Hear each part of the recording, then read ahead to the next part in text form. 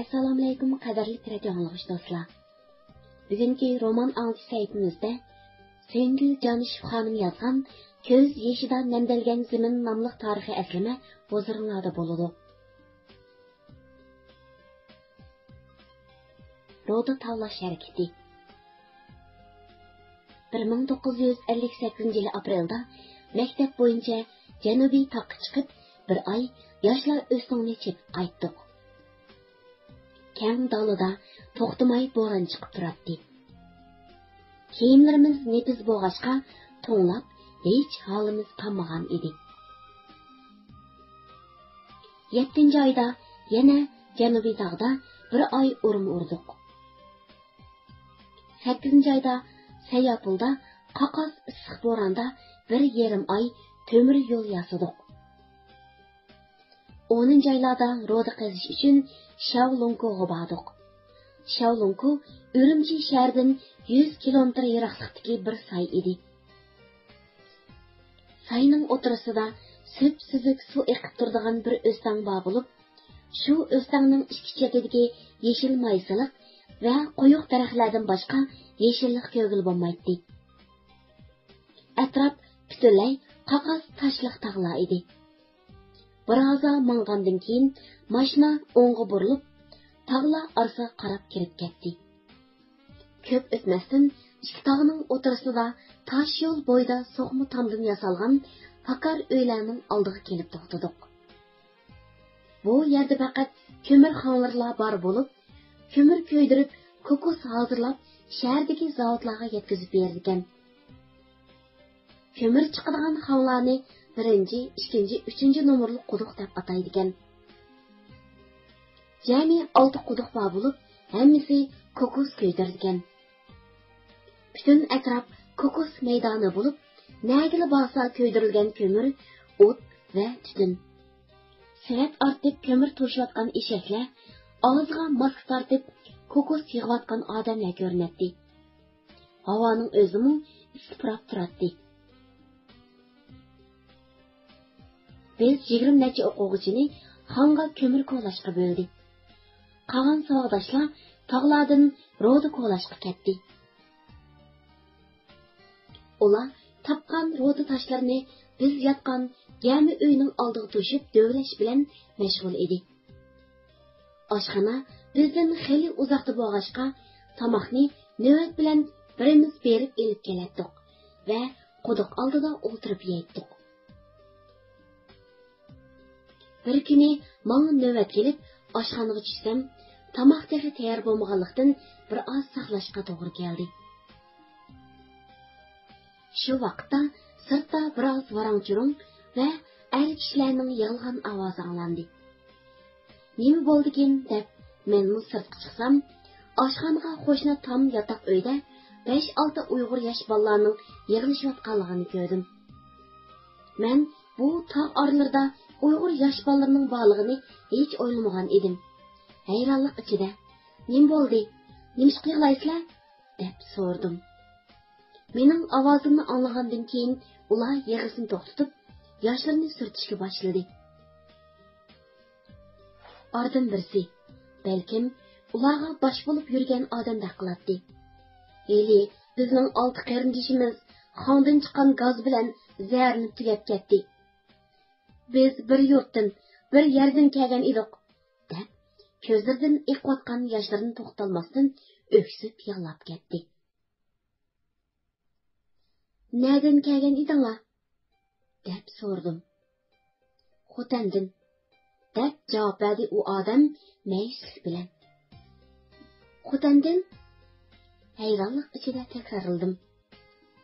"Xotandan musha keldinglarmi? Nemishqa kelgan edinglar?" "Biz asli 50 yaqin o'quvchi edik.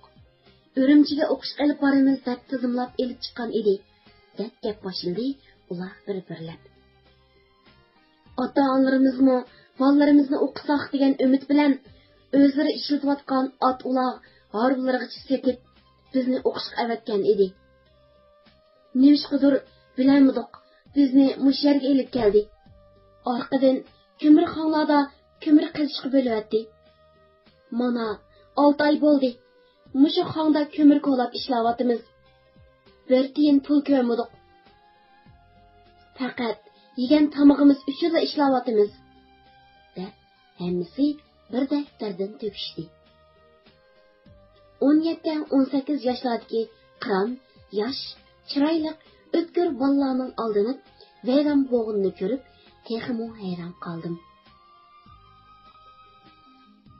Sizlarning bu holinglarni ota-onanglar bilmamdi, deb so'radim. Yo'q, ular nereden bilsin? Biz o'zimizning nima turayotganligimizni bilmaymiz. Bu tog' orasida nereden xat kelib, nereden xat soldig'ini bilmaymiz. Ota-onamizga texi bir parcha xat yozamadik. Dastlab kelganda bu Xitoylarning zuvanini bilmaydik. Endi bir oz bilib qoldik. Boshqa sog'doshlarimizni nega elib ketganini bilmaymiz. Mana bugun o'lgan 6 bolani qanday qiladi, nega aprib qanday ko'midi, uni bilmaymiz, deb ma'yus holda ko'zlarini mo'ldiriltib, mendan umid kutgandek menga qaraydi. Mening ularga ichim og'rib, qo'limdan kelgan yordamimni qilgim keldi. Lekin mening qo'limdanmi hech qanday yordam kelmaydi. Men ularga mushu joyning adresini tepib yezib beraman deb va'da qildim va ularga bu ahvollaringlarni ota-onanglarga xabar qilinglar deb bir tuqqan qarinishimdek mehribonlik bilan ko'ngillarni yasab, tasalli berib chiqib ketdim. Ammo men bu yerning adres va pochta nomerlarini yezib, ularni izlab kelganda ularni uchirtolmadim. So'rasam, ularni bu yerdan elib ketgan ekan. Nega elib ketganini hech kim aytib bermadi. Ularni nega elib ketgandi? Bichorlarning holi qanday bo'lgandi? degan savol menimda har vaqt qaytilib turardi. Bir oyda ko'mir konda ishlagandan keyin meni domino peshni yasash guruhiga bo'ldi. Biz 5-6 yerda cho'nqurligi 3 metr, kengligi va uzunligi 2 metrdan uy shaklida domino pesh qo'ydik. Onunga o't yaqish uchun saydan yaplaq tosh to'shib chiqib, orasini havo o'tishadigan ochiq qilib, salasin yasamoqchi bo'ldik. Lay yasashga saydan suv to'shib chiqish uchun xongdan bir eshak bergan edi. Ustiga 2 yog'och tung ortilgan eshakni yetlab kelib, ko'mir kon ostidan suv elib chiqish vazifasini menga topshirdi. Ko'mir konning mas'ul odam bo'lgan bir Xitoy menga eshakning quyrug'idan tutib ayrilmay mangsang, eshak o'zi suv bor joyga seni boshlab bordi. U yerda chilak bor. Sen faqat suv qo'yib bersanglar bo'ldi. Eshak o'z elib chiqadi, dedi. Men chiroq so'rdim. U odam, ranjima, bizda chiroq yetishmaydi. Biroq qo'rqma. Eshakdan ayrilmasang, u o'zi seni to'p-to'g'ri shu yerga boshlab bora oladi, dedi. Savodoshlarim, yo'l boshchangdan ayrilma, quyrug'idan mahkam tut, deb chaqchaq qilib kulishib qoldi. Men eshakning orqasidan ayishib yugurgan peti xonga kirib ketdim. Qo'tir eshak musobaqaga tushgandek yuguraydi. Uningga yetishish bek tez edi. Atrof qorong'u, hech narsani ko'rib bo'lmaydi. Eshakdan ayrilib qolsam, boradigan yerni topolmay adishib qolaman deb, eshakdan ayrilib qolmaslikka tirishib yugurgandek tez minib kelatdim. Tuyuqsiz beshimni bir toshga urib oldim. Ko'zlarimdan ushqandek o't o'chib ketdi. Qattiq urilishdan o'ltirib qoldim. Peshonam shundoq qattiq og'rirdiki, tutib qarasam, tuxumdek bo'lib ishib chiqibdi. Birozdan keyin o'zimga kelib qarasam, eshak allaqachon ketib qolgan ekan. Qo'ng'iroq ovozi yo'qoldi. Qo'lim bilan atrofni silsam, xonning ustidan chiqqan tosh odam bo'yi yo'g'on bo'ldi ekan. Men qaytib chiqay deb keynimga burildim. Lekin berilgan vazifani qilolmay, peshonamni ishitib chiqsam, hem eshakdan ayrilib qaytib chiqsam uyat bo'la deb nomus qildim va ikki qo'lim bilan atrofimni silashtirib yurib oldimga qarab mangdim.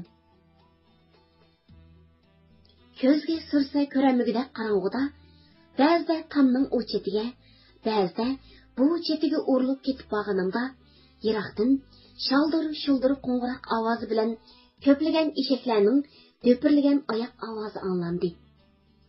Men birdan ularning xongdan ko'mir to'shiydigan eshaklar ekanligini fahmladim va bu tor yerda ikki tarafiga ko'mir to'ldirilgan, savatlar ortilgan 40-50 eshakning oyoq ostida nejilib o'lish xavfiga uchraydiganligimni o'ylab qo'rqib ketdim. O'zimni chetga ilish uchun urinsammu, dalda bo'g'idek bir joy topolmadim. Tomga chaplashib tutsammu, bu tarchilikda putlashtirib so'rab ketar edi.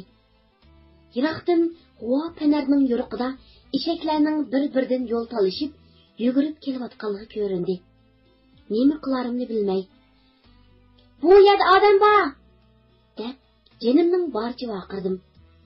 Eshakchi mening ovozimni anglab, "Yo'l chetida odam ko'rinadigan cho'nqir yer bor. Chaqqan shu yer kirib ol!" deb vaqirdi. Eshaklar shundoq tez menga yaqinlashib kelyotdi. Menmu oldirash tomni silab yurib, bir odam potqodak to'shikni oram tepib kirib ulgurdim. Eshaklarning surkila tomlarni qirishtirib yurib o'tib ketdi. Eshaklar bu turmushga, bu emgakka shundoq o'ynib ketgan ekanki, o'z ishlariga bak moyir edi.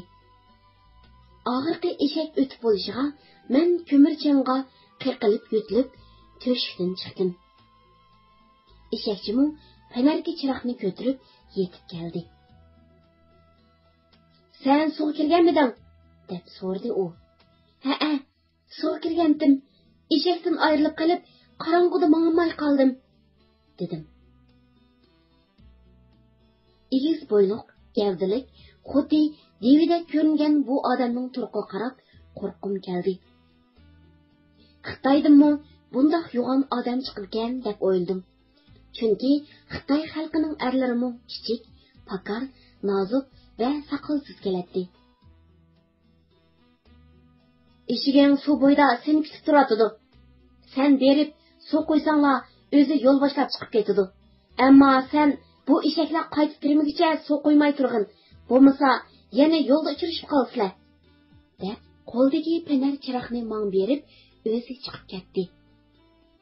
Men penarga chiroqni ko'tarib, lo'qildab og'riyotgan peshonamni silab xonning ichiga qarab menib ketdim. Xili mang'andan keyin yer osti yo'ldek keng ham egiz ikki tarafda 2 metrdek bir lim ustiga bir limdan qator qilib qo'yilgan va elektr bilan yo'ritgan keng ozoda yo'riq yerga, ya'ni ko'mir qo'layotgan yerga chiqdim.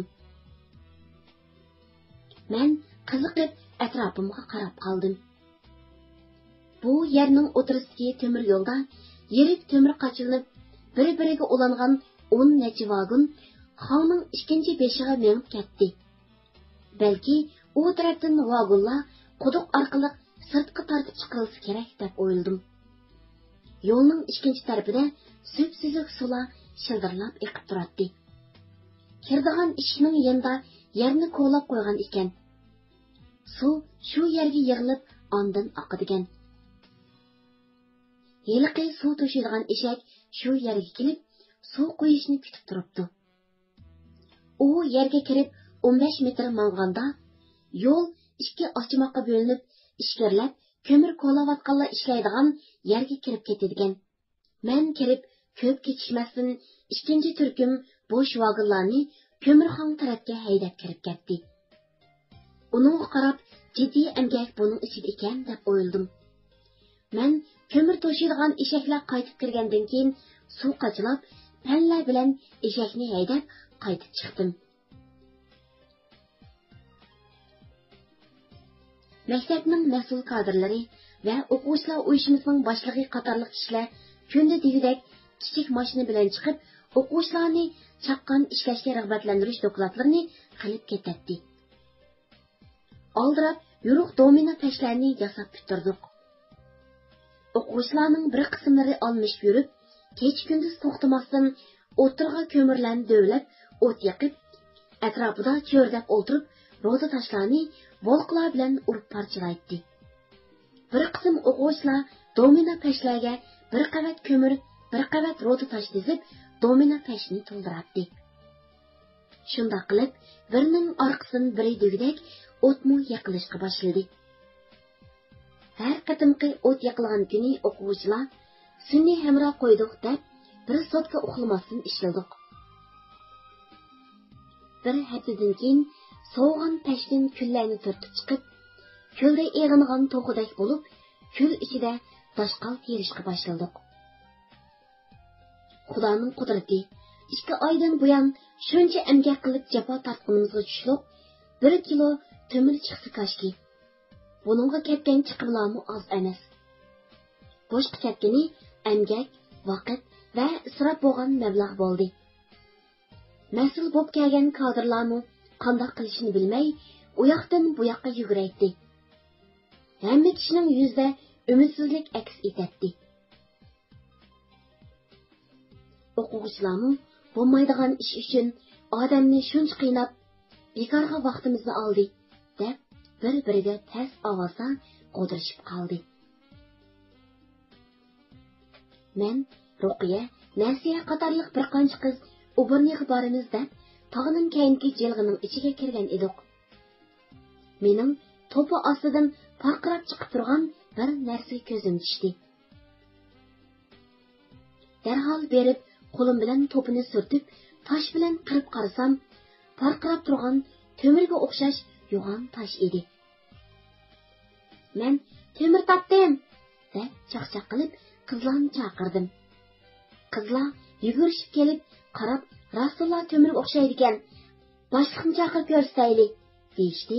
Ham bir qiz yugurib berib, boshliqni chaqirib keldi. Ular bir qancha odam kelib qarab, rost temir ekan, deb bir parchani ko'lab elib, shaharga tekshirishga ketdi. Atsi cho'ng mashinalar bilan temirni ko'lab, mashinalarga qachlab, ustiga qizil duxovi yepib, shaharga elib ketdi. Bir kundan keyin maktab mudirlari va boshqa ko'plagan kishilar kelib, majlis ochib, bizning maktab butun institut va maktablar ichida birinchi bo'ldi. Biz topgan temir sop, pokiz, sifati yaxshi ham ko'p bo'ldi, deb mukofot qog'ozini elib kelib tabrikladi. Biz bu zerikishlik emgakdan qutulib, maktabga qaytadigan bo'ldik deb qo'shal bo'lishdik. Yangi yilga ulgurib, maktabga qaytdik. Tozlik qilish ham dam elish uchun 2 kun berdi. Yangi yilning oldida istil tuzish sharkatidan xulosa doklad qildi. O'ngchi millatchi bo'lganlarga qalpoq kiygizib, chora ko'rilib, turma o'rinlarga o'zgartish uchun topshirildi, dedi. Tursun Qasimov, Abdurim Zeynalov qatorliq o'ngchi millatchi qalpog'ini kiyib, qo'lga ilingan nurg'un doktorlar, xizmatchilarning hammasi milliylar, ya'ni musulmonlar edi. Bu istil tuzish harakati Xanzolar orasida yurgizilmadi. Xanzo o'quvchilar o'qishni, doktor va xizmatchilar o'z xizmatlarini davomlashtirdi. Shunlashqa, tangdan to'lisi Xanzo bo'lgan bu maktabda Xanzolar orasidan birmu qalpoqliq o'ngchi millatchi chiqmadi. Men yanimda o'ltirgan malikaga: "Nima uchun birmu Xitoy o'ngchilar chiqmadi? Bu qalpoq maxsus millilarga o'lchab yasalgan qalpoq bo'ldi-da", deb pichirladim. Ablaxon Umarov degan doktorlar o'ngchi millatchi qalpog'ini kiygan bo'lsa-mu, faqat mushu 2 doktor qo'lga ilinmay o'z xizmatida qolgan va yana bir turkum odamga o'ng'u moyil degan qalpoqni kiygizib, maktab rejimiga topshirganligini uqtadi.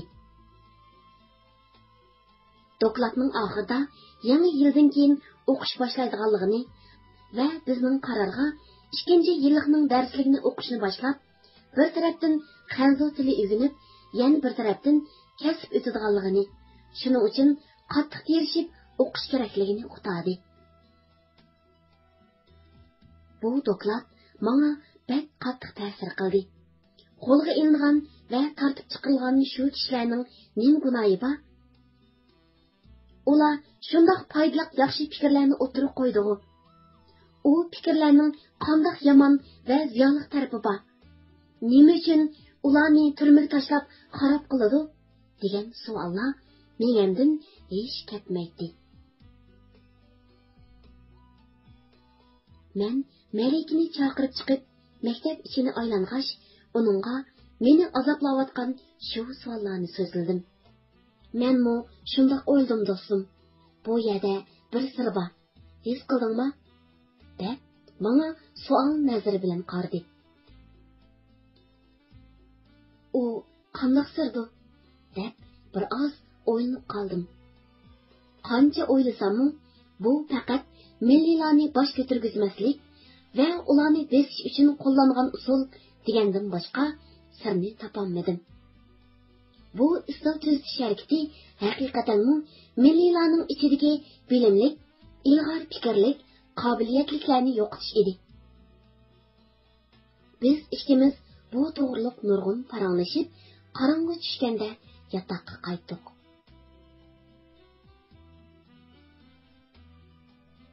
Qimmatli radio anglag'uchi do'stlar, bu tarixiy aslimaning ocharchilik yillar deb tema qo'yilgan keyingi babida shu zamondagi Uyg'urlar va Uyg'ur o'quvchilarning beshiga qanday qismatlar keldi? Bu haqdagi voqeani anglash qiziqsangiz, keyingi qatimliq roman anglish saytimizga quloq solg'aysiz. Diqqatli bo'lganingizga ko'p rahmat.